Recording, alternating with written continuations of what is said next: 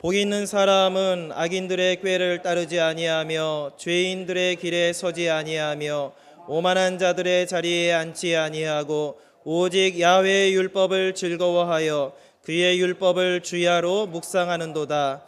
그는 시냇가에 심은 나무가 철을 따라 열매를 맺으며 그 잎사귀가 마르지 아니함 같으니 그가 하는 모든 일이 다 형통하리로다. 아멘. 오늘 말씀은 나무의 영성입니다. 최인호 선생의 상도라는 책을 보면 박종경 대감이라는 분이 나옵니다. 박대감 사랑방에는 수많은 손님들이 기숙하고 있었습니다. 어느 날 박대감이 사랑방으로 건너갑니다. 손님들에게 질문합니다. 숭례문을 드나드는 사람이 하루에 몇 명이나 될까요? 숭례문은 오늘의 남대문을 말합니다. 남대문에 보초를 서고 있는 사람도 하루에 줄잡아 5,000명에서 7,000명 정도 드나들기 때문에 누구도 정답을 말하지 못했습니다.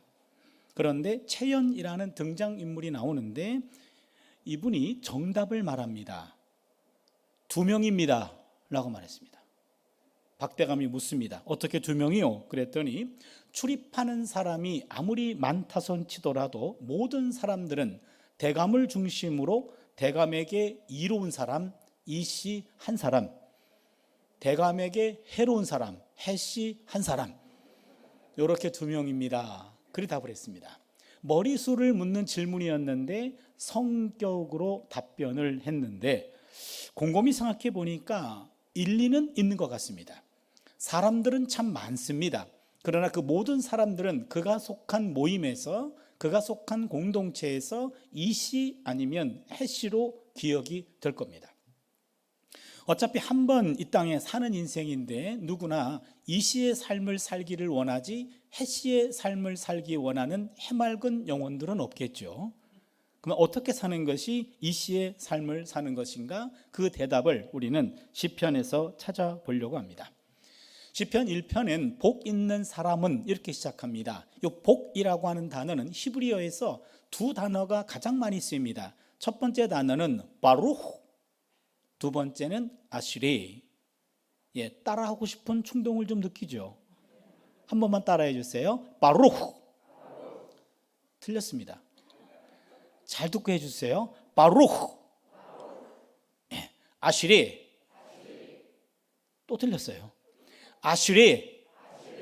두 가지입니다. 두 가지요. 바루흐, 아시레라는 말인데 이 바루흐라는 말은 우리말로 고치면 축복, 영어로 고치면 blessing. 이 바루흐라는 말은 주어지는 것을 강조합니다. 주어지는 겁니다. 그런데 무조건적으로 주어지는 겁니다. 저 사람은 복받을 짓을 한 게 없는데 늘 복받는 얄미운 인간들이 있죠. 그거예요. 무조건적으로 주어지는 겁니다. 미국 대통령이었던 버락 오바마, 바락 어근이 같습니다. 그래서 블레싱 오바마 그런 뜻입니다. 그런데 오늘 시편 1편의 복이란 단어는 바루흐가 아니고 아시레입니다. 아시레라고 하는 말은 우리말로는 행복, 영어로는 해피니스가 됩니다. 바루흐라는 말은 주어지는 것을 강조하는데 아시레라는 말은 누리는 것을 강조합니다. 누리는 겁니다. 바루흐는 무조건적으로 주어지는데 아시레는 조건적으로 누리는 겁니다. 특정한 행동을 했을 경우에 하늘로부터 주어지는 누림을 말합니다. 전도서 6장 2절을 보시면요, 어떤 사람은 그의 영혼이 바라는 모든 소원에 부족함이 없어 재물과 부요와 존귀를 하나님께 받았으나 하나님께서 그가 그것을 누리도록 허락하지 아니하셨으므로 다른 사람이 누리나니 이것도 헛되어 악한 병이로다. 여기 보시면 하나님으로부터 재물과 부요와 존귀를 받았습니다. 바루흐의 축복입니다. 그런데 그것을 누리도록 허락받지는 못했어요. 내가 가지고 있는데 남이 누려요. 전도서 기자는 그것도 악한 병이다 이렇게 말합니다. 많이 가지고 있으면 뭐합니까? 내가 누리지 못하고 남이 누린다면 그림의 떡이 되겠죠. 그렇다면 시편 1편의 복은 축복이 아니라 행복입니다. 행복한 사람은 이렇게 번역해야 되는 것이 가장 정확한 번역입니다. 행복한 사람은 무조건적으로 주어지는 것이 아니라 조건적으로 누리는 것이라고 얘기했습니다. 행복한 사람이 되기 위해서는 오늘 본문은 두 가지의 조건을 얘기합니다. 첫 번째 조건은 행복한 사람은 악을 멀리하는 삶을 삽니다. 복 있는 사람은 악인들의 꾀를 따르지 아니하며 죄인들의 길에 서지 아니하며 오만한 자들의 자리에 앉지 아니하고, 어찌 보면 똑같은 말들이 반복되는 것 같지요. 악인들의 꾀를 따르지 아니한다, 죄인들의 길에 서지 아니한다, 오만한 자들의 자리에 앉지 아니한다. 똑같은 말들이 반복되고 있는데 여러분 동사를 좀 주목해 보세요. 따라가다, 서다, 앉다. 따라가다가 옆에 서다가 앉는 거예요. 죄라고 하는 실체는 처음부터 무섭게 다가오지 않습니다. 나는 죄다, 난 악이다, 이렇게 무섭게 다가오면 지금 몇 분 깼거든요. 지금 졸다가도 깨입니다. 악은 그렇게 무섭게 다가오지 않습니다. 달콤한 유혹과도 같이 다가옵니다. 살며시 접근합니다. 그걸 보는 순간 호기심과 달콤함 때문에 외면하기는 아쉬워요. 그러나 그렇다고 움켜쥐기에는 찜찜해요. 그러다 보니까 움켜쥐지도 않고 그 다음에 도망가지도 않고 일정한 거리를 두고 그냥 따라갑니다. 따라가다 보면 옆에 섭니다. 옆에 서는 걸 확인하는 순간 이왕 베린 몸 앉아버립니다. 이게 악이에요. 악을 보는 순간 따라가다가 옆에 서다가 앉아버려요. 그러기에 여러분, 눈이 가면 어느새 몸이 가고 몸이 가면 마음 가는 건 시간 문제입니다. 행복한 사람은 하나님이 주신 것을 누리는 사람이라는 것은 악과 단절된 삶을 삽니다. 그러기에 보다도 우리는 아주 보수적인 기준을 세울 필요가 있습니다. 이것이 죄다 아니다가 아니라 하나님이 기뻐하실까? 적어도 하나님이 기뻐하지 않은 일이라고 한다면 따르지 않는 결단이 우리에게 필요합니다. 이 순간에 나를 믿지 않는 것이 나를 지키는 거예요. 난 절대로 안 넘어갈게요. 그 사람 절대로 넘어갑니다. 나를 믿지 않는 것이 나를 지키는 거예요. 여기에 많은 사람들이 무너집니다. 에이, 나는 괜찮을 거요. 아니에요. 괜찮은 죄인들은 없어요. 우리 모두가 죄성을 갖고 있기 때문에 악과 죄 앞에 우리는 허약해지고 무너지기가 쉽습니다. 그러기에 행복한 사람은 하나님이 기뻐하지 않는 것이라고 생각한다면 처음부터 맴돌지 않고 넌 팔로우 해야 자기를 지킬 수가 있습니다. 두 번째로 행복한 사람은 하나님의 말씀과 가까이 합니다. 2절입니다. 오직 야훼의 율법을 즐거워하여 그의 율법을 주야로 묵상하는도다. 행복한 사람은 하나님의 말씀을 즐거운 마음으로 대합니다. 시편 119편 103절을 보시면 주의 말씀의 맛이 내게 어찌 그리 단지요 내 입에 꿀보다 더 다니이다. 하나님 말씀이 달게 느껴지면 내가 지금 건강한 상태입니다. 내 몸이 영적으로 건강한가 건강하지 아니한가는요, 우리 몸에 이상이 오면 병원에 갑니다. 의사 선생님이 청진기를 가지고 소리를 들어봅니다. 가슴 소리도 들어보고 등 소리도 들어보면 어디에 문제가 있습니다 라고 병명을 찾아냅니다. 마찬가지로 우리 영적 상태가 건강한가 건강하지 아니한가는 성경 청진기를 우리의 심령에 갖다 대면 됩니다. 성경을 펴봤을 때 그 성경 말씀이 어디를 펴봐도 은혜가 되면 나는 건강한 거예요. 집사님 잠이 안 와요. 잠 안 오면 잠언 읽으면 직방이야요 라고 잠언 읽고 주무신다거나, 아니 구약의 예언서는 도대체 은혜가 되지 않네요. 예언서를 보면 하나님이 늘 심판한다 그러고 포로로 끌고 간다 그러고 전쟁으로 칼로 역병으로 우리를 친다 그러는데 예언서는 어디를 들춰봐도 은혜가 되지 않아. 그렇다면 예언자의 메시지 안에 담겨있는 하나님의 사랑을 캐치하지 못하는 내가 문제지 예언서가 문제는 아닙니다. 그리고 여러분 성경 어디를 펴봐도 그 안에 하나님의 사랑이 느껴진다면 나는 영적으로 건강한 상태고, 이해가 되지 않는다 하면은 그 부분이 내게 결핍된 거예요. 어떤 성경은 이해가 되지 않아? 그 부분은 성경이 문제가 아니고 내가 문제란 얘기입니다. 행복한 사람은 야훼 율법을 주야로 묵상합니다. 주야라는 말은 밤낮으로 그런 말이죠. 늘 항상 그런 시간적인 의미도 있지만 주라고 하는 말은 형통할 때입니다. 야라는 말은 불통할 때입니다. 주라는 말은 잘 나갈 때입니다. 야라는 말은 어려울 때입니다. 그렇게 주야라는 말은 이것은 질적인 의미도 있어요. 좋을 때나 어려울 때나 그거를 뛰어넘어서 환경의 지배를 받지 않고, 내가 좋을 때나 나쁠 때 그거 지배받지 않습니다. 하나님의 말씀을 펴볼 수 있는 것, 이것이 기쁨으로 묵상하는 것입니다. 말씀이 상수가 되고 그 이외의 것들은 변수가 되어야 돼요. 여러분 잘 기억하세요. 내가 마음이 편하고 문제가 없으면 성경이 펼쳐지고, 내가 문제가 복잡하면 성경이 펼쳐지지 않아요. 그것은 인생의 우선순위가 잘못된 겁니다. 내 인생에 어떤 일이 생긴다 할지라도 하나님 말씀을 묵상하는 것은 상수, 그 이외의 것들은 변수가 되기를 바랍니다. 이게 훈련이에요. 그래서 주야라는 말은 잘 나갈 때나 어려울 때나 어떤 상황에서도 하나님의 말씀을 먼저 펴보는 이런 묵상의 은혜가 있기를 바랍니다.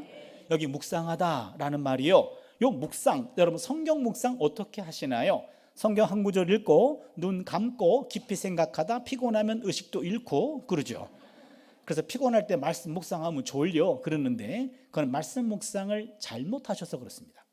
여기 묵상하다라는 말은 나지막한 목소리로 읊조리다예요. 그러니까 묵상은요, 소리 내지 않고 읽는 게 아니라 소리 내서 읽는 거예요. 나지막한 목소리로 읊조리다, 소리내서 읽다, 계속해서 읽다, 연구하다, 공부하다예요. 그러니까 하나님의 말씀을 소리내서 계속 읽는 겁니다. 이게 묵상이에요. 랍비들은요, 기도보다 성경을 묵상하거나 성경을 공부하는 것이 가장 높은 차원의 예배라고 말했습니다. 왜냐하면 기도할 때는 우리가 하나님께 말하죠. 그러나 성경을 묵상할 때는 하나님이 우리에게 말씀하신다는 거예요. 그러게 보다 더 높은 차원의 예배는 말씀을 묵상하는 것, 말씀을 공부하는 것이 기도보다 더 높은 차원의 예배다라고 말하고 있습니다.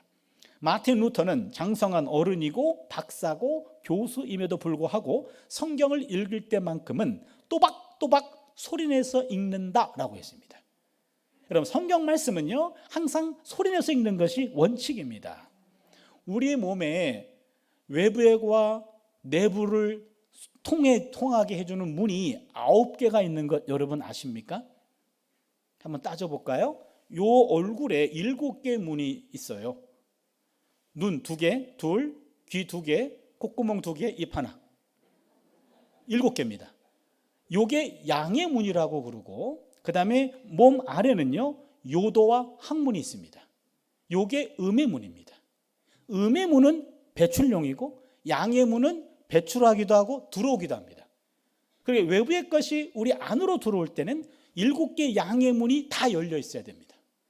만약에 말씀을 눈으로만 읽으면 2개의 문만 열려 있습니다. 그러나 입으로 읽으면 입이 열리고요, 귀가 열리죠, 눈이 열리죠, 2, 넷, 5개가 열렸죠. 그 다음에 코도 열려 있는데 코가 말씀의 파동이 이 코로 들어오는 것, 이거는 잘 모르겠어요.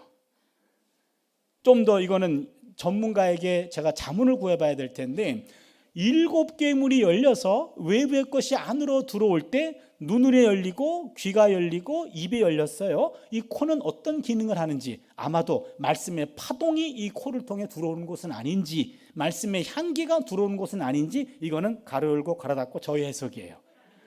아무튼 온 몸이 열려 있어야 외부의 것이 안으로 들어오는 겁니다.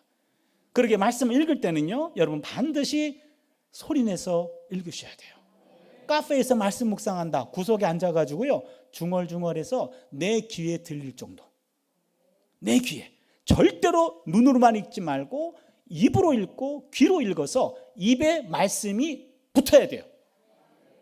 저는 우리 학생들한테 성경 말씀 읽어보세요 그러고 한 구절 읽으면은요, 이 학생이 성경을 얼마큼 연구하는지 단번에 알 수 있습니다. 성경 말씀을 또박또박 읽으면서 한치 오차도 없이 제대로 읽어내야 성경 묵상을 제대로 하고 있는 거거든요. 몇 년 전에 충주 시내에 믿음 좋고 기도 많이 하기로 소문난 피 집사님 기사가 교계신문에 실렸습니다. 뭐 우리끼리 얘기니까 뭐 얘기하죠. 박 집사님이에요. 박 집사님. 어머니는 권사님이고요, 남동생은 목사님이에요. 이분은요, 이 박 집사님은 새벽 기도에 빠진 적도 없고 모든 예배에 필참하고요, 각종 은사도 많이 받아서요, 아주 이름난 그리고 아주 유명한 집사님이셨습니다. 그런데 안타깝게도 남편이 의처증을 앓게 되었어요. 그 바람에 사람들이 모인 장소 출입이 금지됐습니다. 모든 예배도 다 금지됐죠. 그러나 기도를 많이 하시는 분이었기 때문에 오늘날 꿈속에서 옥황상제를 만났대요.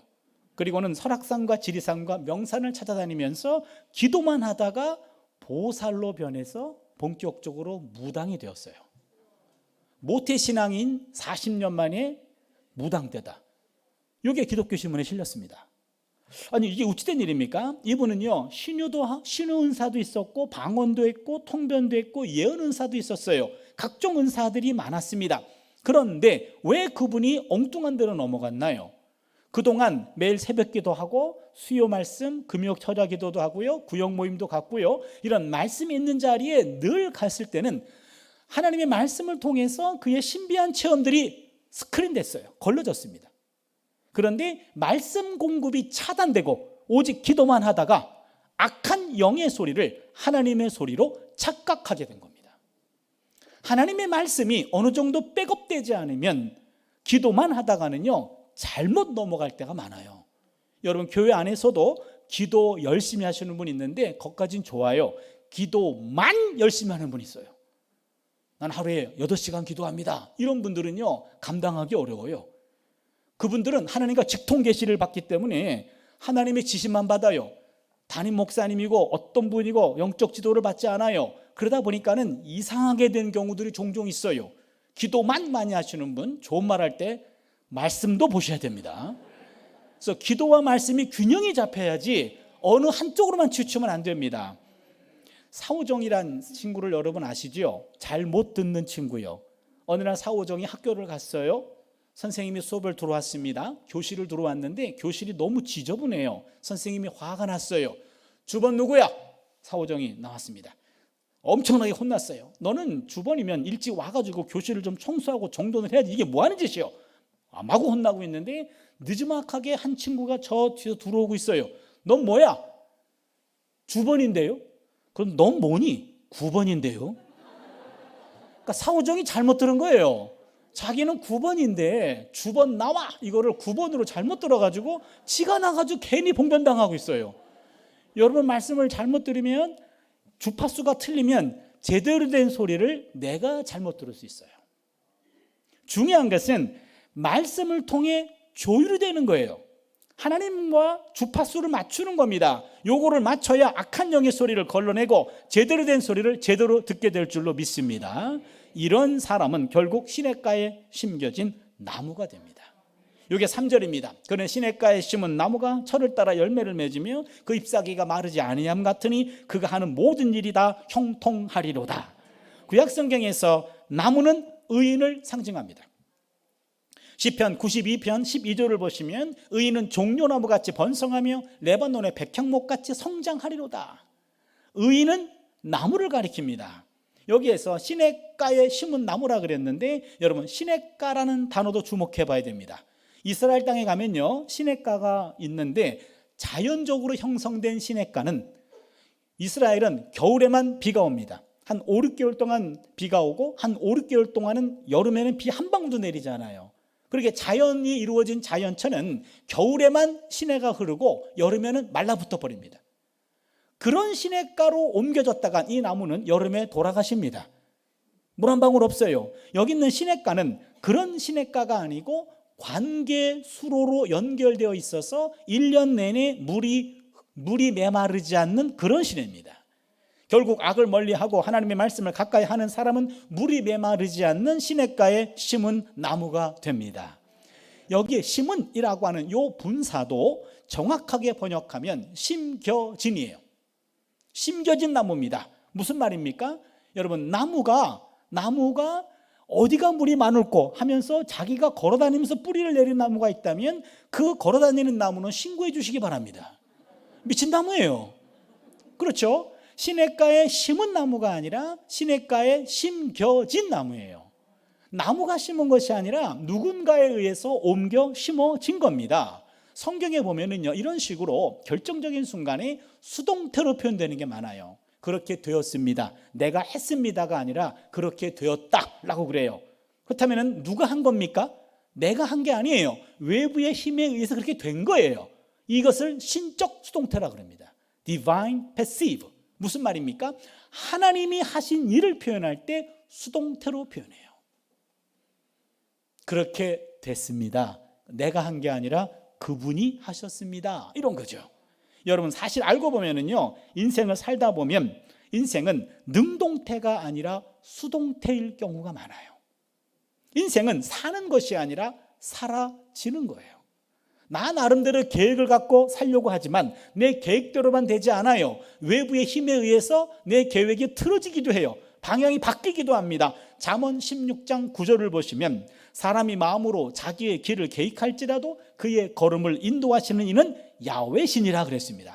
내가 인생을 계획하지만 그러나 그 인생길을 드라이브를 걸고 인도하시는 분은 하나님이신 줄로 믿습니다. 악과 단절된 삶을 살려고 노력하고 하나님의 말씀을 늘 가까이 두고 공부하는 사람은 나무라는 의인이 됩니다. 이 나무에는 네 가지 특징이 있어요. 이 네 가지 특징이 바로 나무의 영성이고 우리가 오늘 먹어야 될 메시지입니다. 첫 번째 메시지입니다. 나무는 침묵합니다. 나무는 자신에게 욕을 해도 침묵하고 삿대질 해도 침묵하고 힘을 뱉어도 심지어 가지를 꺾고 짓밟아도 끝까지 침묵합니다. 주변의 무익한 처사나 소리에 전혀 반응하지 않습니다. 억울한 소리에도 일체 반응하지 않습니다. 만약에 나무가 말을 한다면, 그 말하는 나무가 있다면 그 나무도 신고해 주시기 바랍니다. 나무는 어떠한 상황에서도 말하지 않고 침묵합니다. 나무는 우리가 알 수 없는 무엇인가 귀를 기울이면서 철저히 침묵하는 것 같습니다. 우리는 때로 거짓말도 하기도 하고요, 실언도 하기도 합니다. 야고보서 3장 2절을 보시면 우리가 다 실수가 많으니 만일 말에 실수가 없는 자라면 곧 온전한 사람이라 능히 온 몸도 굴레 씌우리라. 말에 실수가 없는 사람은 없어요. 그렇다면 거짓말이나 실언을 줄이는 확실한 방법이 있죠. 그게 뭐죠? 말하지 않는 것, 침묵입니다. 침묵이 지름길입니다. 때로는 억울한 일을 당해도 침묵으로 대응할 수 있어야 됩니다. 창세기에 나오는 요셉이란 사람이 나오죠. 친형들에 의해서 노예로 팔려갔죠. 이집트 경호대장인 보디발의 집에 노예로 들어갔습니다. 그런데 보디발의 아내 유혹을 받았습니다. 그 유혹을 집요한 유혹을 뿌리쳤습니다. 그런데 억울하게도 그 보디발의 아내는 남편에게 이 종이 나를 희롱하였나이다 라고 거짓말합니다. 그것 때문에 요셉은 감옥에 갇힙니다. 여기까지가 창세기 39장의 내용이에요. 근데 여러분, 성경은요, 표면에 나와 있는 내용만 봐서는 본 뜻을 놓칠 때가 있습니다. 요 사건도 그 당시 이집트 문화와 배경을 이해하면 조금 더 깊이 들여다볼 수 있습니다. 이집트인들끼리요, 이집트 문화에 따르면 같은 동급의 이집트인들끼리 남의 아내를 유혹하거나 희롱하다가 발각이 되면 그 자리에서 쳐 죽일 수 있습니다. 보디발의 아내는 보디발에게 이 종이 나를 희롱하였나이다 라고 말하는 순간 부부관계가 정상적으로 이루어진 관계라고 한다면 보디발은 요셉을 그 자리에서 죽였어야만 했습니다. 그런데 죽이지 않고 감옥에 가두는 선에서 수습했습니다. 그 결과는 뭘 얘기해 줍니까?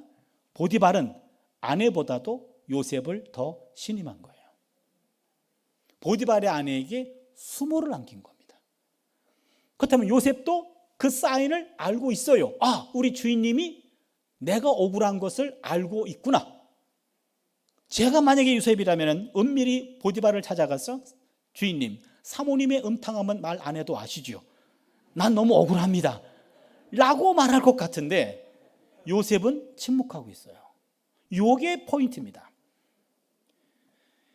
요셉은 자신의 무고함을 보디발에게 인정받았어요.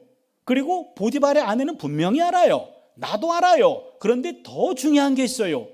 요셉이 뭐라고 얘기했습니까? 하나님 앞에 결단코 죄를 범할 수 없나이다. 그 순간에 옆에 하나님이 계신 것을 요셉은 알았단 말이에요. 그렇다면 이 억울한 상황을 무엇보다도 잘 아시는 하나님이 움직여서 해결해 줄 때까지 기다리는 거예요. 이 요셉의 침묵은 비겁한 것도 아닙니다. 잘못을 시인한 것도 아닙니다. 그 억울한 상황이지만 하나님이 개입할 때까지 인간적인 개입을 멈추는 거예요. 내가 문제를 해결하려고 이 사람 저 사람 만나다가 오히려 와전되기도 하고 해서 문제가 그르치는 경우들이 많아요. 그러나 하나님이 개입하시면 깔끔하게 해결될 줄로 믿습니다. 요셉은 그 믿음을 가지고 침묵하며 억울함을 감수하고 있는 거죠. 어떤 노동자가 얼음 공장의 톱밥 위에서 열심히 일을 하다가 자기 손목 시계를 톱밥 속에 빠뜨렸어요. 이거를 찾으려고 여기저기를 헤쳐봤지만 찾지를 못했습니다. 점심시간이 됐습니다. 식사하러 갔습니다. 식사 끝나고 돌아왔어요. 근데 동네 꼬마 녀석이 그 손목 시계를 찾았어요. 손에 들고 있어요. 야, 너 그거 어떻게 찾았냐? 그랬더니 꼬마가 하는 말이 그냥 가만히 침묵하고 앉아 있었더니 치컥 치컥 치컥 치컥 소리가 나길래 손을 집어넣었더니 이게 나오던데요. 아니 그러면은 그 주인은 그거 왜 못 찾았지요? 그 사람은 이거 어디 갔지? 어디 갔지? 어디 갔지? 하면서 지 소리가 너무 커서 그 소리를 못 들었던 거예요. 잡음이 사라지자 원음이 들립니다. 진정으로 들어야 될 참소리는 침묵을 통하여 들려옵니다. 하나님의 임재 속으로 들어가는 패스워드는 침묵입니다. 침묵은 하나님께서 거하시는 성소입니다. 하나님께서는 모든 것들 가운데 계시지만 우리의 마음과 우리의 입술이 침묵하지 않는다면 우리는 결코 그분의 음성을 들을 수 없습니다. 그러게 한 지혜자는 이 점을 일찍이 깨닫고 우리에게 이렇게 권고합니다. 전도서 5장 1절과 2절인데요. 너는 하나님의 집에 들어갈 때에 내 발을 삼갈지어다. 가까이 하여 말씀을 듣는 것이 우매한 자들이 제물을 드리는 것보다 나으니 그들은 악을 행하면서도 깨닫지 못함이니라. 너는 하나님 앞에서 함부로 입을 열지 말며 급한 마음으로 말을 내지 말라. 하나님은 하늘에 계시고 너는 땅에 있음이니라. 그런즉 마땅히 말을 적게 할 것이라. 하나님 앞에서는 말 많은 것보다 말 적은 것이 더 지혜로운 태도다라는 얘기예요. 말이 많으면 내 말만 해요. 그러나 내 말을 줄이면 하나님의 말씀을 좀 더 깨닫게 되고 느끼게 될 줄로 믿습니다. 가끔 제 어머니가 제 학교 연구실로 전화할 때가 있어요.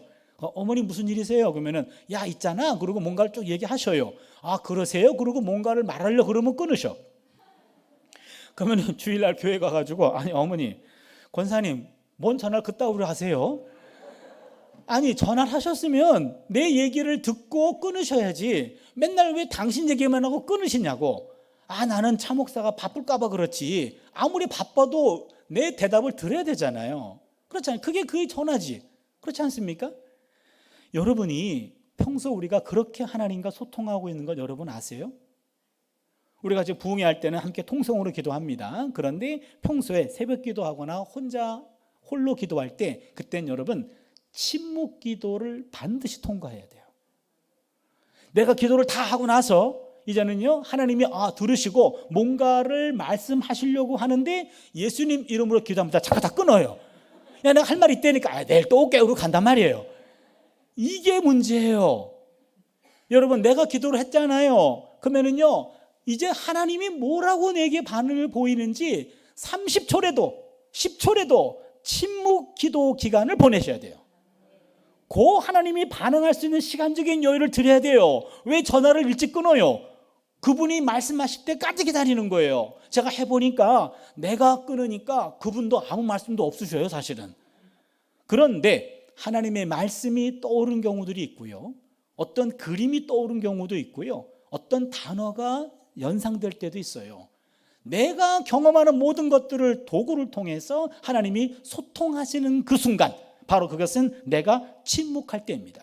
침묵해야 하나님의 음성을 들을 수 있습니다. 하나님의 때가 이를 때까지 때로는 침묵하면서 인내하는 삶을 살 수 있기를 바랍니다. 두 번째입니다. 나무는 성장합니다. 나무는 침묵하면 아무 일도 안 하는 것처럼 보입니다. 그러나 나무는요 뿌리를 깊이 내리고 있습니다. 양분과 수분을 찾아서 열심히 땅 파고 있습니다. 나무의 잎은요 낮에는요 위치를 끊임없이 바꿔가면서 햇빛을 받아들이고 있어요. 우리 육안에는 보이지 않아요. 근데 여러분 나무가요 끊임없이 몸을 비틀고 있어요. 왜 그런가 그랬더니 햇빛의 움직임을 따라 한 뼘의 햇빛도 놓치지 않으려고 끊임없이 일하고 있습니다. 그렇게 열심히 일하고 있어요. 밤이 되면 우리는 쉬잖아요. 근데 나무는 밤에도 쉬지 않습니다. 대기 중에 있는 이산화탄소를 빠르게 흡수하고 산소를 뿜어내고 있어요. 탄소동화작용입니다. 물과 또한 이런 햇볕과 이산화탄소를 섞어가면서 계속 밤에도 산소를 뿜어내는 일들을 하고 있습니다. 나무는요 굉장히 바빠요. 대지에서 물을 빨아들이고 영양분을 흡수하고 대기의 흐름과 햇빛과 운무와 바람을 받아들이면서 성장하고 있습니다. 하잘것 없어 보이는 주변의 모든 것들 속에서 자신에게 필요한 것들을 끊임없이 찾아서 일하고 있습니다. 아마도 자기 일이 너무나 분주한 나머지 시시한 인간들이 와서 말 거는 거에 대해서는요 일일이 대꾸하지 않는지 모르겠어요. 나무한테 가가지고 여러분 완전히 무시당했다, 그건 나무보다 덜 바빠서 그래요. 나무가 바쁜 나머지 야 나 지금 바쁘기 때문에 너 같은 시시한 사람과 말 섞을 시간이 없어, 그럴지 모릅니다. 생명체는 끊임없이 성장합니다. 살아있다라는 것은 성장하고 있다라는 거예요. 누가복음 2장 52절을 보시면 예수는 지혜와 키가 자라가며 하나님과 사람에게 더욱 사랑스러워 가시더라 그랬습니다. 지혜가 자랐어요. 지적 성장입니다. 키가 자랐습니다. 육체적 성장입니다. 하나님께 사랑스러워 갔습니다. 영적 성장입니다. 사람에게 사랑스러워 갔습니다. 사회적 성장이에요. 놀랍지 않습니까? 예수님께서는요 지금 지적으로도 성장했고 신체적으로도 성장했고 영적으로도 성장했고 사회적으로도 성장했어요. 입체적인 성장입니다. 전인적인 성장입니다. 어느 한쪽만 성장하면 기형이 돼요. 골고루 성장해야 하나님과 사람들한테 사랑받을 수 있습니다. 고린도후서 4장 16절을 보시면요 우리의 겉사람은 낡아지나 우리의 속사람은 날로 새로워지도다 그랬어요. 나이가 들면 들수록 겉사람은 부패해집니다. 그러나 속사람은 새로워질 수 있어요. 속사람은 날로 새로워져야 됩니다. 그래야 사람이 성장하고 성숙해집니다. 여러분 외모하고 인상하고는 구분돼야 되죠. 외모는 본인 책임이 아니죠. 외모는 부모 책임이죠. 그렇죠. 이분하고 이딴 거 하나 만들었잖아요. 그렇죠. 그래서 외모는 본인 책임이 아니에요. 부모 책임입니다. 그런데 인상은 본인 책임이에요. 40 이상 되신 분들은요 그 인상은 본인의 인생 성적표예요. 내가 인생을 이렇게 살아왔다오 라는 요 인상은 내 책임이에요. 외모는 본인 책임이 아닙니다. 그러나 인상은 본인 책임이에요. 링컨이 그런 얘기를 했습니다. 나이가 40이 되면 자기 얼굴에 책임을 져야 된다. 무슨 얘기입니까? 사람의 기본적인 성정과 감정들이 쌓여서 40이 되면 얼굴에 고스란히 드러난다는 뜻이에요. 화가 많고 부정적인 사람의 인상하고 평소에 잘 웃고 삶이 긍정적인 사람의 얼굴은 다르지요. 우리 교회에 90 넘은 권사님이 계셔요.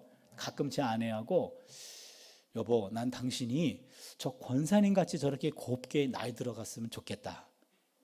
그러면 제 아내가 여보 아무개 장로님 계시지? 네. 난 당신이 그 장로님 같이 그렇게 좀 곱게 나이 들어갔으면 좋겠어. 그래 피차 닮아가자 그랬어요. 우리 몸은 정해진 정도로만 자랍니다.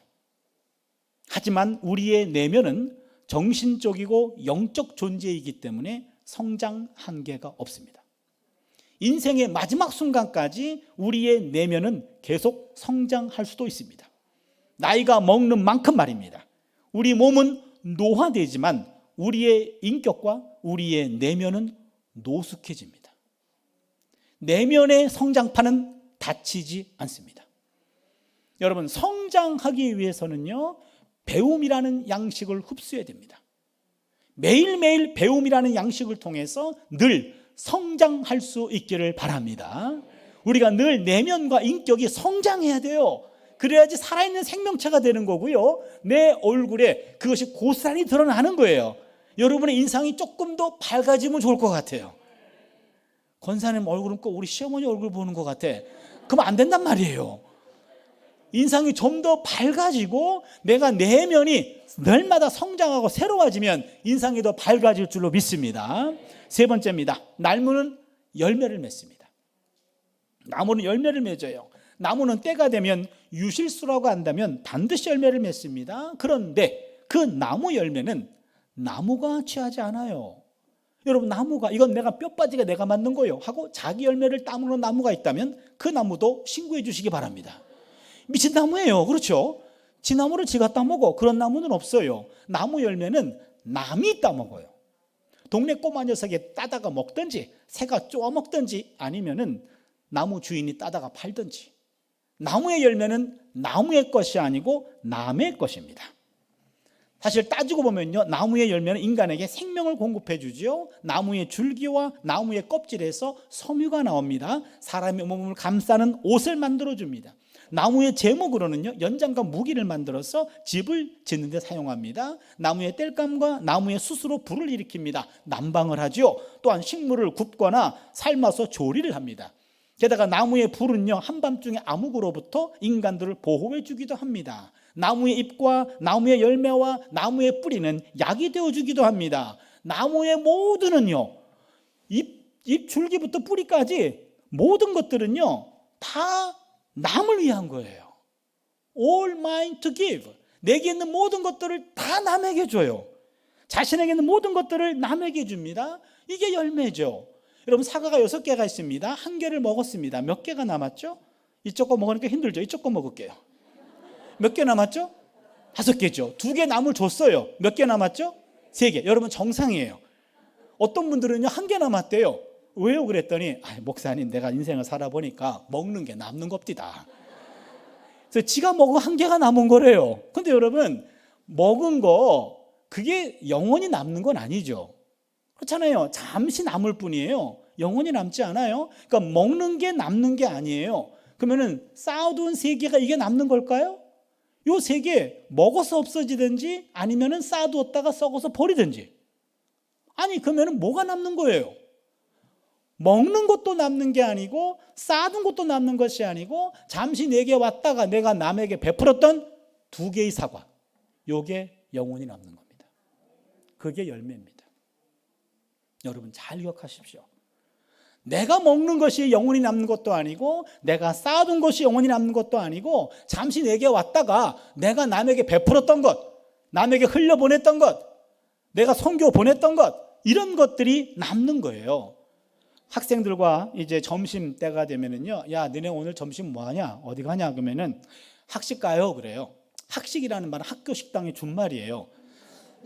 2가지 의미가 있어요. 첫 번째, 싸다. 2번째, 맛없다입니다. 그러니까 학생들도 외식할 수 없으면 그냥 학식으로 때울게요, 그 말이에요. 그럼 제가 그렇게 얘기하죠. 야, 너네들은 학식 4년 먹으면 졸업하지, 나는 평생 먹거든. 제가 지금 한 세대 학식을 29년째 먹고 있어요. 그러니까 옆에 교수 식당 옆에 학교 식당과 이렇게 학생 식당과 붙어 있는데, 교수 식당에 식단이라고 해봤자 학생들이 주는 거기다가 반찬 1개 더 붙어 있고요. 밥은 똑같고요. 값은 더 비싸요. 그러니 교수들도 가끔은 좀 학식에 질릴 때가 있어요. 그래서 오늘은 좀 학교 식당 금방 가고 싶고 좀 외식하면 좋겠는데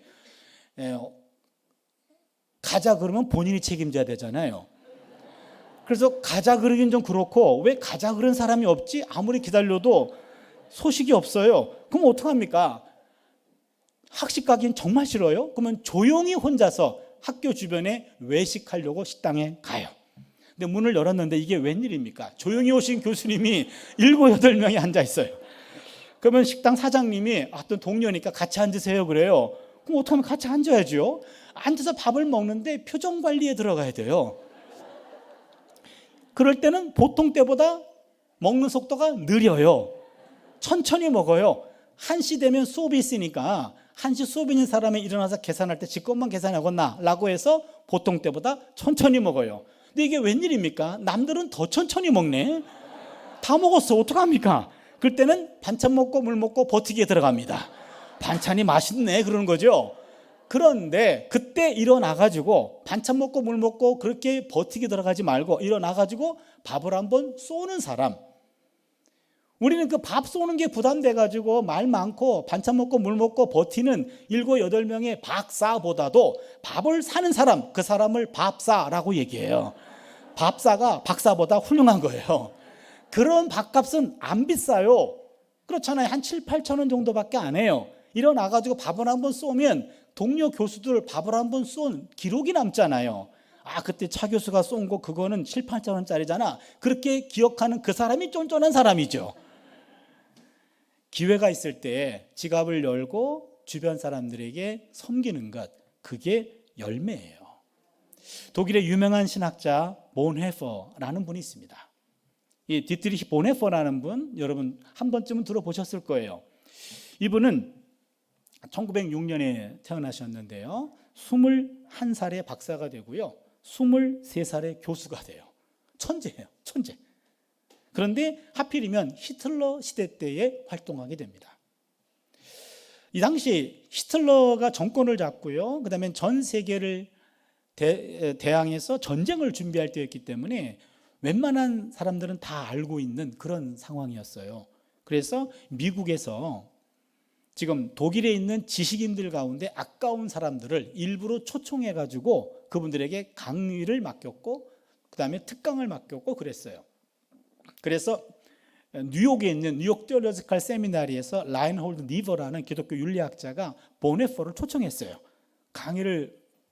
특강을 맡겼습니다. 특강이 끝났습니다. 그때 그 니버가 본헤퍼 목사님에게 당신 나라가 지금 전쟁을 일으키기 직전입니다. 당신은 위험할 테니 자리를 마련해 놓았으니까 여기서 교수 활동을 하다가 나중에 전쟁이 끝나고 난 다음에 복구할 때 그때 가면 어떻겠습니까? 그때 이 독일에 있는 많은 아인슈타인도 그렇고 많은 과학자들과 많은 지식인들이 다 미국으로 다 초청받았거든요. 그때 본헤퍼 목사님은 그러기 때문에 돌아가야 됩니다 그랬어요. 목사로서 지금 국민들이 고통당하고 있을 때 피해 있다가 나중에 그들의 복구 때 뛰어드는 것은 목사로서 용납이 안 됩니다. 귀국했어요. 귀국하고 본헤퍼 목사님 이런 말을 합니다. 어떤 미친 사람이 버스 위에 뛰어 올라가서 지금 정상적으로 운전하는 운전자를 끌어내리고 자기가 운전대를 잡았어. 그리고 폭주를 해. 근데 차도만 다니는 게 아니라 핸들을 틀어서 인도로 올라가. 사람들을 막 쳐요. 사람들이 병원에 실려가고 죽어요. 그럴 때 교회는 그 병원에 실려간 신자들을 위로하고 죽은 사람들 장례식만 치러주는 게 교회냐? 지금 그 폭군 운전자가 여전히 질주하고 있다면 버스 위에 뛰어 올라가서 미친 운전자로부터 운전대를 뺏어야 되는 것 아니냐? 그 미친 운전자가 히틀러예요. 그래서 본헤퍼 목사님은 히틀러 암살단에 가입합니다. 그런데 안타깝게도 게슈타포에 의해 가지고 발각이 되고 체포가 돼요. 감옥에 들어갔습니다. 감옥에 들어가서도요, 언제 형장의 이슬로 사라질지 모르는 그런 상황에서 많은 양심 있는 독일인들이 두려움에 떨고 있을 때 그분들을 상담하고 기도해주고 예배를 인도했어요. 안타깝게도 1945년 4월 9일 히틀러가 자살하기 한 달 전에 18개월 만에 본헤퍼 목사를 처형시켰습니다. 39살 나이에 감옥에서 처형당했어요. 저는 개인적으로 아주 안타깝습니다. 이분이 살아계셨다면 신학이 좀 더 발달했을 텐데. 이분이 한 유명한 말이 있습니다. 예수는 타자를 위한 존재다. 이 말이에요. 예수에 대해서 한마디로 정리한 거예요. Mean for others. 예수는 타자를 위한 존재다. 그러면 교회는 어떤 집단인가? 교회는 타자를 위한 집단이다. 아주 유명한 기독론과 교회론이에요. 여러분 무슨 얘기입니까? 여러분 교회라는 것은 아주 특별한 공동체예요. 세상 사람들의 모임은요, 회원들끼리 시간을 모아요. 물질을 모아요. 몸을 모아요. 거기서 모아진 재화를 가지고 회원들의 이익을 도모해요. 그런데 교회는 물질을 모아요. 시간을 모아요. 몸을 모아요. 여기서 모아진 재화를 가지고 교인이 아닌 다른 사람들을 어떻게 섬기고 어떻게 구원할 것인가, 그거를 도모하는 게 교회예요. 교회는 우리만을 위해 존재하지 않아요. 우리가 따르는 예수 그리스도는 타자를 위한 존재였습니다. 예수의 삶을 통해서 자기 유익을 구하는 것이 아니라 주변 사람들에게 은혜를 베풀어주는, 주변 사람들을 섬기는 자가 예수였어요. 예수님의 제자라고 한다면 우리도 그러한 삶을 살아야 되지 않을까요? 예수를 주로 고백하는 사람들의 몸이라고 한다면 교회라고 하는 것은 타자를 위한 공동체가 되어야 됩니다. 우리 교회가 여기 있음으로 말미암아 송파 지역에 있는 사람들이 우리 교회로 말미암아 덕을 봐야 돼요. 우리 교회로 말미암아 유익한 것들이 많아야 돼요. 예수님이 잎만 무성한 무화과 나무를 저주하신 적이 있습니다. 잎은 무성했습니다. 열매가 없었기 때문입니다. 현대인은 누구나 바쁘게 살아가죠. 여러분, 잎만 무성한 무화과 나무를 볼 때마다 저건 마치 내 모습은 아닌가? 저도 열심히 살거든요. 바삐 살아요. 그런데 열심히 사는데 열매가 없다면 그건 잎만 무성한 무화과 나무죠. 여러분, 현대인들 아주 바쁘게 살잖아요. 일 없는 분들은 취업 준비하느라고 바빠요. 직장인들은요, 직장에서 살아남기 위해서 바빠요. 혹은 퇴직 이후에 어떤 일을 할 것인가 준비와 걱정으로 바빠요. 대학생들요, 1학년 때 미팅하고 노느라고 바빠요. 그동안 아주 입시 때문에 억압받은 것, 그것은 보상 심리로 미친 듯이 놀아요. 논이라고 바빠. 2학년 되면은요, 대2병이 있어요. 자기가 전공한 거 고민하고 이 전공과 진로가 맞는 건지 이것 때문에 고민하느라고 바빠요. 문제가 해결이 안 되니까 군대 가요. 군대 갔다가 돌아오면은요, 나름대로 이제는 방향이 섰어요. 그래서 3, 4학년 되면은 편입하느라고 혹은 진학 준비하느라고 혹은 취직 준비하느라고 바빠요. 여학생들은 자신도 군대를 안 갔다 오지만 자기 복학생들 남자 선배들이 갑자기 눈빛이 바뀐 것을 보고 본인들도 바빠요. 아무튼 중딩, 고딩 입시 때문에 바빠요. 초딩 학원 다니느라고 바빠요. 원딩 유치원 다니느라고 바빠요. 얘들 때문에 할머니, 할아버지 덩달아 바빠요. 그러니 모든 세대가 다 바빠요. 여러분, 안 바쁜 세대가 없어요. 그런데 바삐 살지만 남에게 베풀고 나눠준 열매가 없다면 잎만 무성한 무화과 나무가 돼요. 바쁜 거 좋아요. 그러나 여러분, 아무리 바빠도 열매를 나누며 열매를 맺으며 살아갈 수 있기를 바랍니다. 인생의 평가는 열매를 가지고 평가받습니다. 마지막 네 번째입니다. 나무는 그늘이 되어줍니다. 나무는 그늘이 되어줘요. 나무는 침묵하고 성장하고 열매를 맺으며 그리고 그늘이 되어줍니다. 나무는 한여름 떼약볕을 피하는 그늘이 되고 안식처가 됩니다. 뜻밖의 소나기를 만난 사람들이 잠시 쉬어가는 쉼터가 되어줍니다. 구약성경에서 가장 지혜로운 왕으로 유명한 사람이 있죠. 누구죠? 솔로몬입니다. 솔로몬이 기브온 산당에서 1,000번제 드린 사건 아시죠? 여러분, 1,000번제 기드온은요, 기브온 산당은 예루살렘으로부터 북서쪽 8km 떨어져 있습니다. 요 기브온 산당까지요 가는데 1,000번제를 드렸다는 말은 1,000마리를 한꺼번에 태워서 드린 거예요. 바쁘신 솔로몬 씨께서 그 기브온 산당을 매일 왔다 갔다 한 것이 아니라 1,000마리 완샷 한꺼번에 태워드렸어요. 오늘날 교회에서 1,000번제 헌금하는 교회들이 있죠. 이거는 1,000마리를 한꺼번에 드리면 부담이 되니까 하루에 한 마리씩 나누어 드리세요 해서 목회적 차원에서 재해석한 거고, 바쁘신 솔로몬 씨는 1,000마리 완샷 한꺼번에 다 태워드렸어요. 하나님 꿈속에 나타났습니다. 내가 내게 뭘 해주기를 원하느냐? 솔로몬은 뭘 요구했죠? 지혜. 여러분, 왕상 3장 9절 성경을 다시 한번 봐주세요. 왕상 3장 9절을 보시면 누가 주의 이 많은 백성을 재판할 수 있사오리까? 듣는 마음을 종에게 주사. 여기 듣는 마음이라는 것은 개역 한글판 성경에 지혜로운 마음이라고 번역했어요. 잘못된 번역입니다. 현재 개역 개정이 번역을 잘 잡았어요. 솔로몬이 요구했던 것은 지혜로운 마음이 아니라 듣는 마음이에요. 백성들의 있는 마음을, 그 속마음을 들을 수 있는 리더가 되게 해 주십시오. 이거를 요구했던 겁니다. 리더는 자기 목소리를 높이는 사람이 아니고 그 구성원들의 마음의 소리에 귀를 기울이는 사람이에요. 상대의 이야기를 잘 들어주는 사람이 리더예요. 그러니까 하나님 보시기에 솔로몬은 정답을 얘기한 거예요. 넌 어떤 왕이 되기를 원하느냐? 백성들의 마음을 들어주는 왕이 되기를 원합니다. 100점. 그렇게 된 겁니다. 바로 오늘날로 얘기하면 경청입니다. 경청, 남의 얘기를 들어주는 거예요. 세상은 자기 마음을 있는 그대로 관심 갖고 들어줄 사람을 찾습니다. 누군가 내 목소리를 경청해주고 들어주고 공감해주고 나의 존재를 인정해주고 나의 가치를 알아주는 것을 원합니다. 그래서 성경은 듣기 전에 말하는 것은 어리석은 짓이다 라고까지 말합니다. 지식은 말하려 하지만 지혜는 들으려고 합니다. 이 말씀 멋있지 않나요? 이 멋있는 말씀은 제 말이 아닌 것도 아시겠죠? 제가 책을 읽다가 발견했어요. 맞아. 지식은 말하려 하지만 지혜는 들으려고 해요. 처음 만나는 분이 계신데 그분은 계속 말씀이 없으셔. 그냥 잘 들으셔. 그리고 공감해줘요.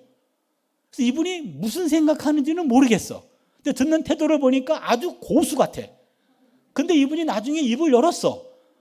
그 입을 열자마자 고수가 아닌 게 탄로가 나잖아요. 그렇잖아요. 말하는 것보다 듣는 것이 더 지혜로운 행동입니다. 남의 이야기를 들어주는 거죠. 워런 버핏이라고 하는 미국의 투자회사 회장이시죠. 이분이 기자가 와서 버핏 회장님, 인생의 성공이란 어떻게 정의하십니까? 그 기자가 기대하는 대답은 인생의 성공이란 열심히 일해가지고 돈을 많이 벌어서 많은 사람들에게 나누어 주는 겁니다. 그렇게 말할 줄 알았어요. 이 버핏 회장의 대답은 뜻밖이었습니다. 인생의 성공이란 나이가 들면 들수록 나보다 젊은 사람들이 내 주변에 많이 모이는 것이 성공입니다. 이렇게 얘기했어요. 인생의 성공이란 젊은이들이 나를 많이 찾아오는 것, 그것이 성공입니다. 이렇게 얘기했어요. 저는 공감이 돼요. 여러분, 나이가 들면 젊은 사람들에게 자신의 경험을 나누어 주고 싶어 합니다. 그렇기 때문에 그 유명한 라떼를 쏘는 거예요. 라떼는 말이야 이러면서요. 저는 그래서 라떼를 안 먹어요. 아메리카노만 먹어요. 그래서 젊은 사람만 보면은요, 나이 든 사람은요 말이 많아져요. 그러나 말이 많은 사람들은요 사람이 붙지 않아요. 그래서 나이가 들면 입은 잠그고 지갑은 열라는 말이 있어요. 근데 나이 든 사람은요 지갑은 집에 두고 나와요. 입만 가지고 나와요. 그러니 뭔가를 접대를 받으니까 밥값해야 된다고 말이 또 많아져요. 그러면 그 젊은이는요 자기 얘기를 하려고 모셨는데 자기 얘기는 한마디도 듣지 않고 지 얘기만 해. 그럼 다시는 그분 안 찾아간단 말이에요. 그렇잖아요. 그러게 여러분, 젊은 사람 만날 때는요 입은 잠그고 지갑만 가지고 가셔야 돼요. 사람에 대한 호칭은 나이에 따라 달라집니다. 영아, 유아, 청소년, 청년, 장년, 여기까지는 다른 용어가 없습니다. 그냥 잘 나가던 분도 장년이고, 어떤 직장을 다녀도 그냥 청년이고, 어떤 대학 다녀도 그냥 청년이에요. 그런데 말이에요, 마지막에는 두 개 중에 하나로 갈립니다. 노인 아니면 어른이에요. 반드시 갈립니다. 노인은 그저 늙은 사람이에요. 어른은 존경받는 사람이에요. 노인은 자기 고집을 피워요. 어른은 상대를 이해하려고 노력합니다. 노인은 상대를 지배하려고 해요. 자네 나이가 몇이야? 어른은 상대를 배려하려고 합니다. 노인은 받기만 좋아해요. 어른은 베풀기를 더 좋아합니다. 노인은 자기가 최고라고 생각해서 더 이상 배우려고 하지 않아요. 어른은 항상 배워야 한다고 생각합니다. 자신의 부모가 나이가 들면 들수록 점점 노인이 돼가요. 아주 이기적이야. 당신 것만 챙겨. 뭔가를 갖다 드리면, 야, 아무개 권사 아들은 더 비싼 거 갖다 주더라, 야, 요따고 얘기하셔. 그러니 본인만 챙기니까 점점 건강해져. 점점 오래 살아. 그러면 자녀들은 괴로워진대요. 뭔 얘기인지 아시죠? 예수님은 생물학적 나이는 30대였지만 진정한 어른이었습니다. 마태복음 11장 28절이죠. 수고하고 무거운 짐진 자들아 다 내게로 오라. 내가 너희를 쉬게 하리라. 상대를 쉬게 하면 어른이에요. 본인이 쉬려고 하면 노인이에요. 상대를 편하게 하면 어른이에요. 상대가 본인이 편하고 상대를 불편하게 하면 노인입니다. 노인은 나이가 들어서 노인된 게 아니에요. 젊어서부터 이기적이었기 때문에 나이가 들어 자연스럽게 노인이 된 겁니다. 어른은 나이가 들어 어른 되는 게 아니에요. 젊어서부터 남을 더 배려했기 때문에 나이가 들어 자연스럽게 어른이 된 겁니다. 지금 우리는 노인의 길로 가고 있습니까? 아니면 어른의 길로 가고 있습니까? 말이 많으면 노인이고요, 말 없이 잘 들어주면 어른이에요. 노인은 영적 고목이 되고 어른은 영적 거목이 돼요. 요즘 한국교회나 이렇게 다녀보면은요, 교회가 나이 드신 분들이 많아요. 그건 나쁜 일은 아니에요. 교회 역사가 있는 거고 좋은 일입니다. 그런데 그분들이 노인이 돼서는 안 됩니다. 교회는 나이 든 사람의 목소리보다도 더 젊은 사람들의 목소리가 더 커야 돼요. 그게 미래가 있는 겁니다. 나보다 나이 젊은 사람들에게 들어주려고 하지 내 경험과 내 철학을 주입하려고 하지 마십시오. 한국 교회는 좀 젊어져야 됩니다. 나이 드신 분들이 더 성숙하게 어른이 되어주시길 바랍니다. 여러분들 한 분 한 분이 어른이 되어줘야 내 자녀들에게도 어른으로서 자녀들에게 존경을 받게 되는 거고, 교회 안에서도 어른으로 존경받을 수 있습니다. 말씀을 정리합니다. 해씨가 아니라 이씨의 삶은 결국 행복한 나무가 되는 겁니다.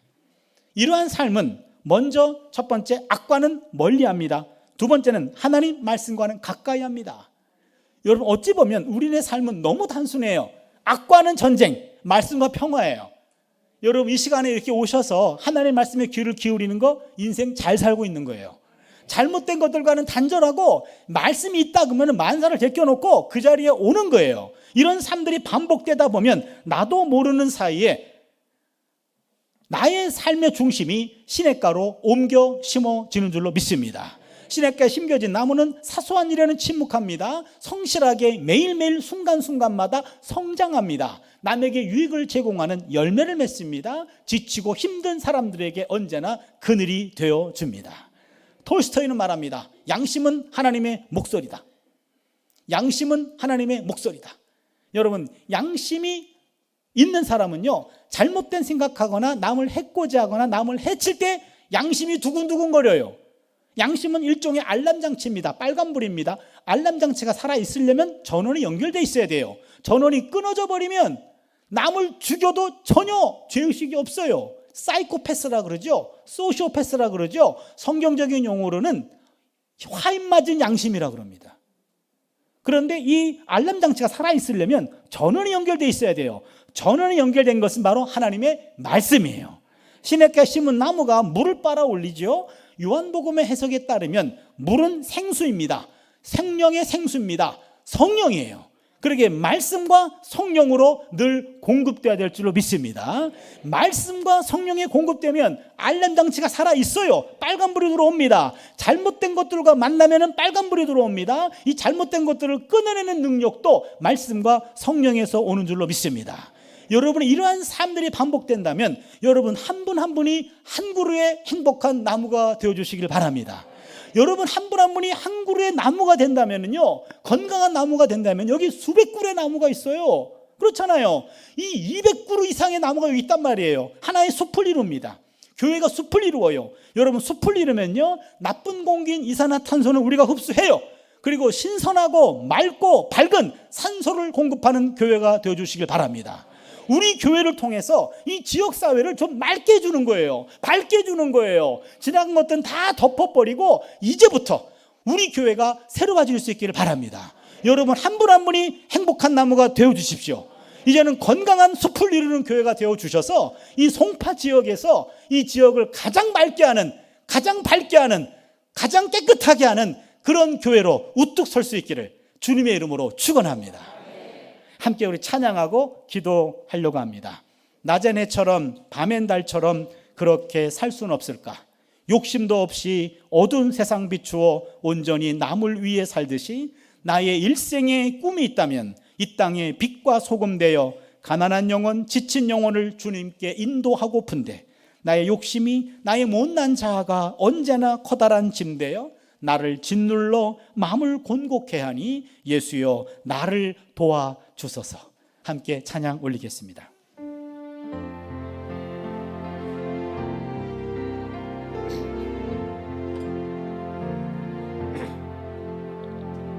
낮의 달처럼 밤엔 달처럼 그렇게 살 순 없을까? 욕심도 없이 얻은 세상 비추어 온전히 남을 위해 살듯이 나의 일생에 꿈이 있다면 이 땅에 빛과 소금 되어 가난한 영혼 지친 영혼을 주님께 인도하고픈데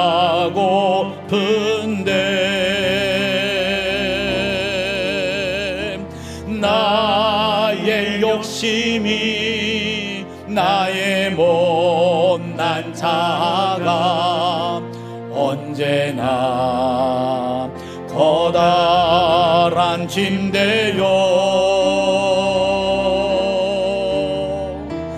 나를 짓눌러 마음을 곤곡해 하니 예수여 나를 도와주소서. 예수님처럼 바울처럼 예수님처럼 바울처럼 그렇게 살 순 없을까? 남을 위하여 당신들의 온몸을 온전히 버리셨던 것처럼 주의 사랑은 베푸는 사람 합없이 그저 주는 사람. 그러나 나는 주는 것보다 받는 것 더욱 좋아하니